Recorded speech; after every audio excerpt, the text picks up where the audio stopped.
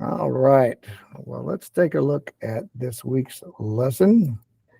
Cybersecurity is it's a nice paced class. It doesn't take up a ton of your time each week. So hopefully you guys are learning good stuff. You're scoring well on the assignment, so I think you're learning something. All right, let's look at computer and network security fundamentals. Go into our grade screen. We're on 2.04, opportunities in cybersecurity. So let's take a look at that this week. Opportunities in cybersecurity right here.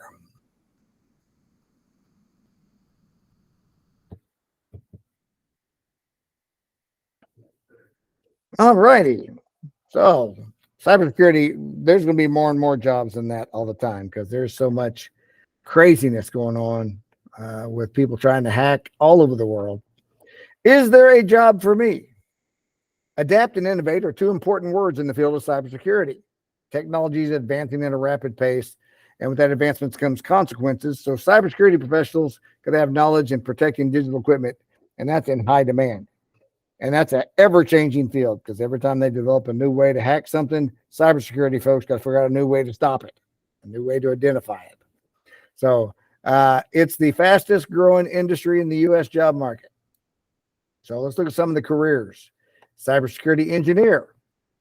These are the professionals who protect the computer and networking systems from potential hackers and cyber attacks. They keep the data safe for businesses and organizations, like patient records at hospitals, trade secrets, financial records, all the stuff that cyber attacks target.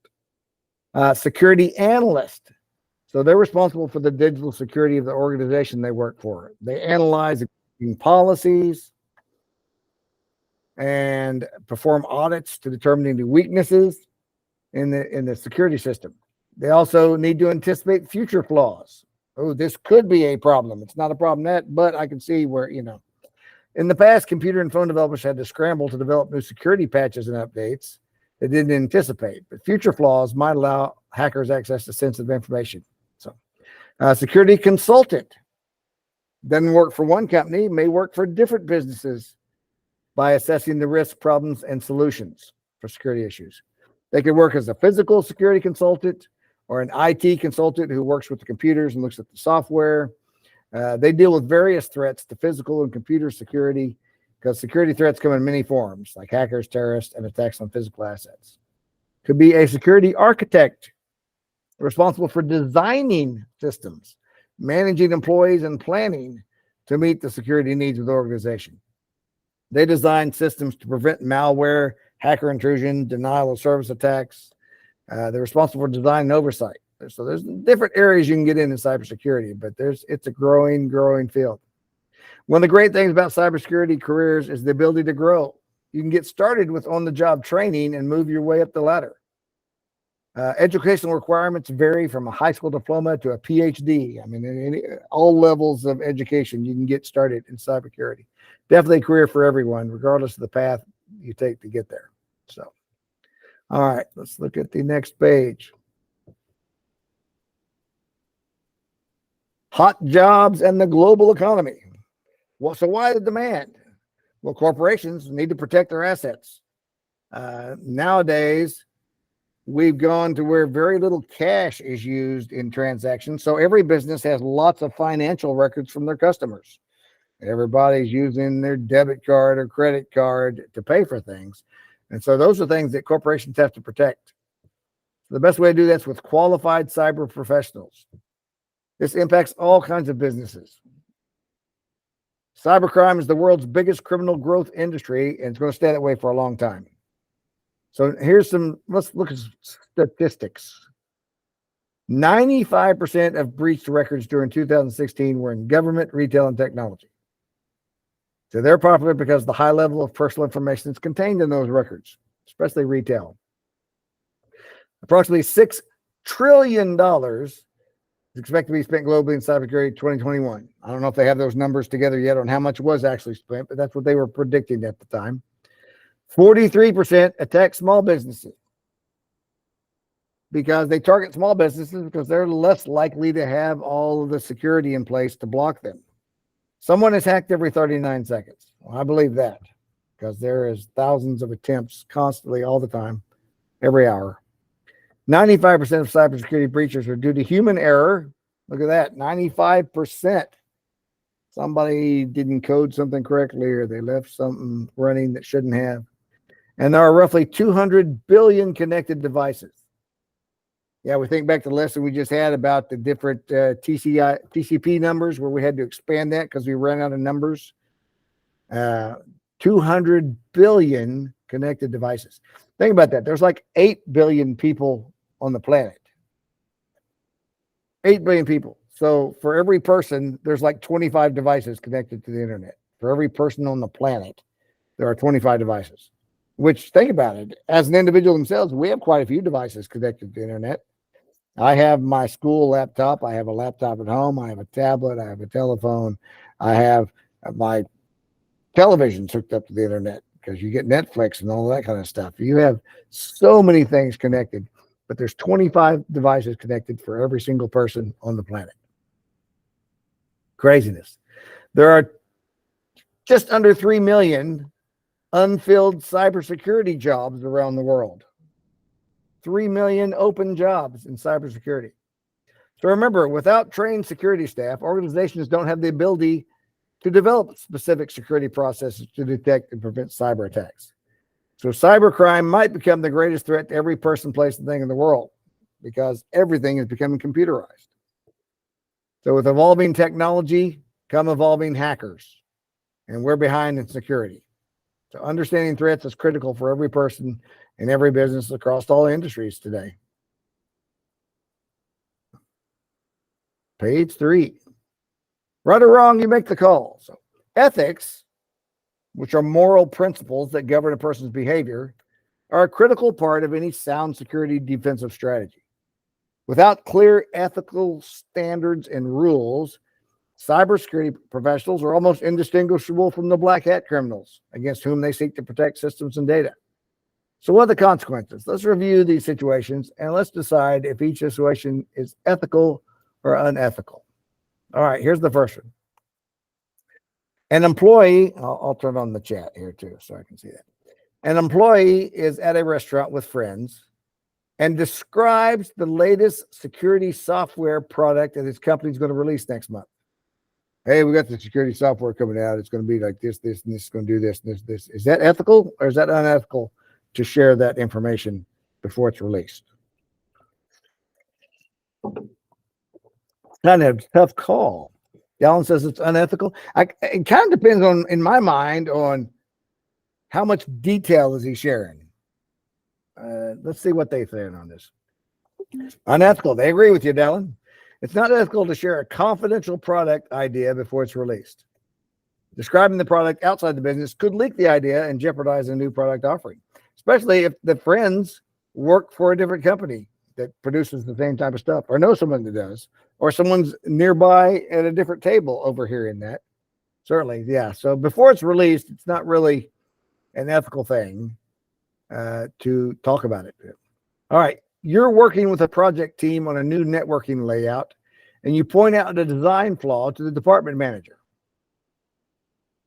So you're on this team, said, hey, there's a problem here in the design. This ain't going to work. That should be actually expected. If you're working on the team, you should be looking for those problems. Absolutely. Good job. Ethical. Yeah, you're in the same department, same company. That's absolutely ethical. That's part of your job. If you're designing this and you see a problem, absolutely. I'll say you and your friend work for the same company. Okay, same company. You've misplaced your badge, right? Oh yeah, like a lot of companies, you get your security to get in there, and you need that to get into an important meeting.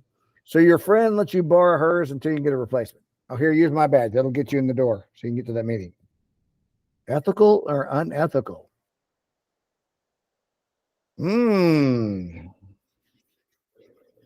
That's kind of tight. Balance says unethical. It certainly, I think it should be unethical.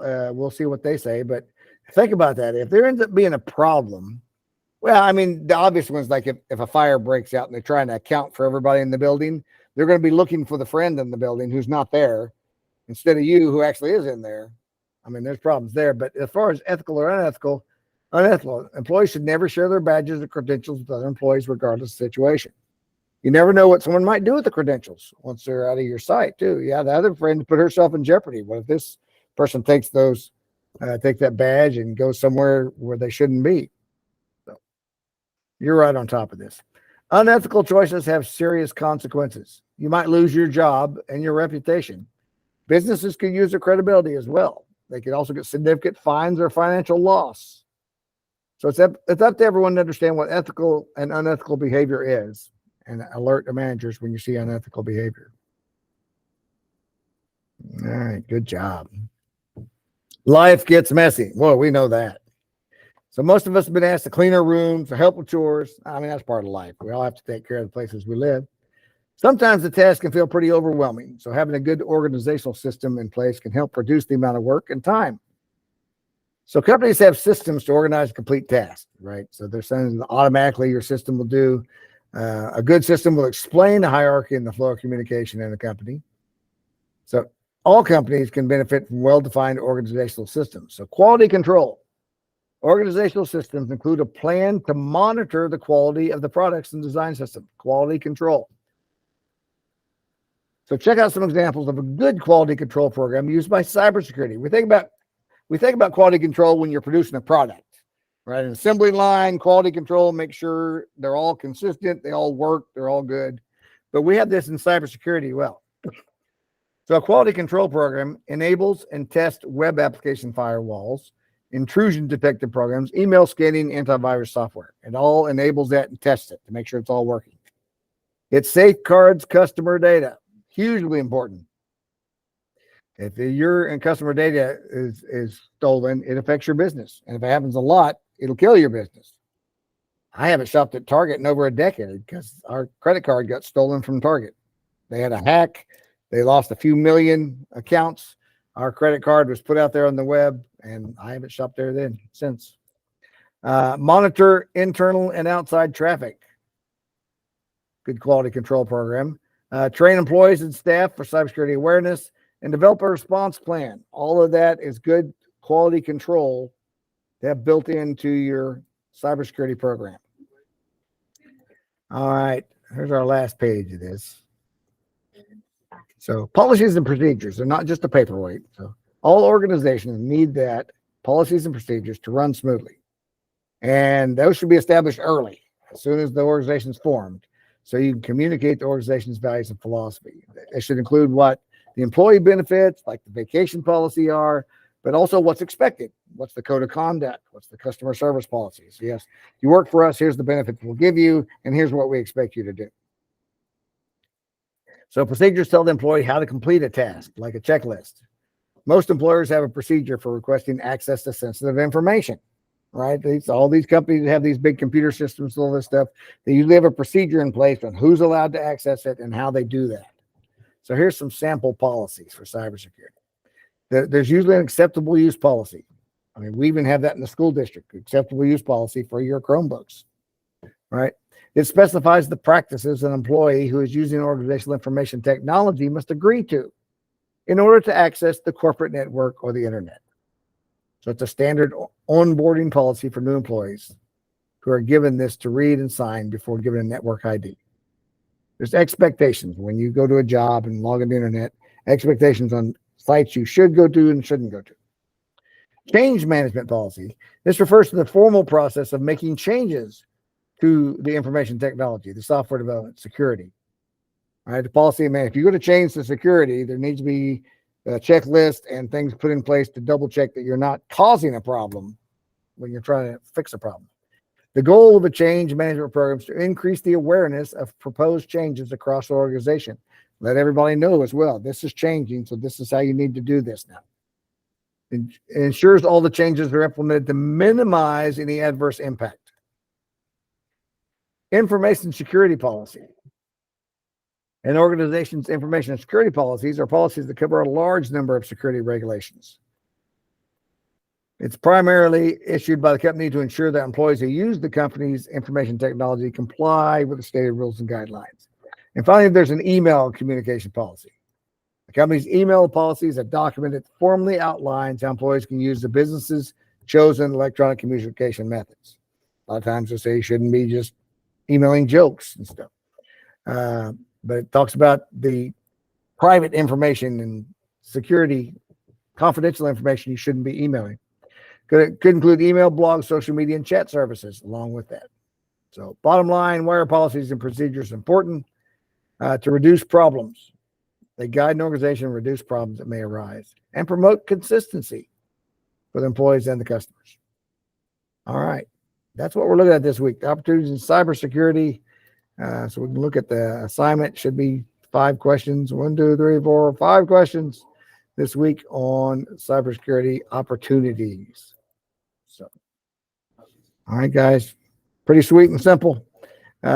Good information. Next week we got a little bit more of our. It's not a multiple choice next week. If you want to look ahead at that, that's something where you're writing up a little thing about your network or something. I forgot what it was exactly, but we'll look at that next week. So, all right, guys, I will let you go. If you've got any questions, let me know. But this is an A-day, but your grade's above 70 now. I don't expect it to drop this week. So I think you guys are doing well. Stick with it. I'll be here if you need me.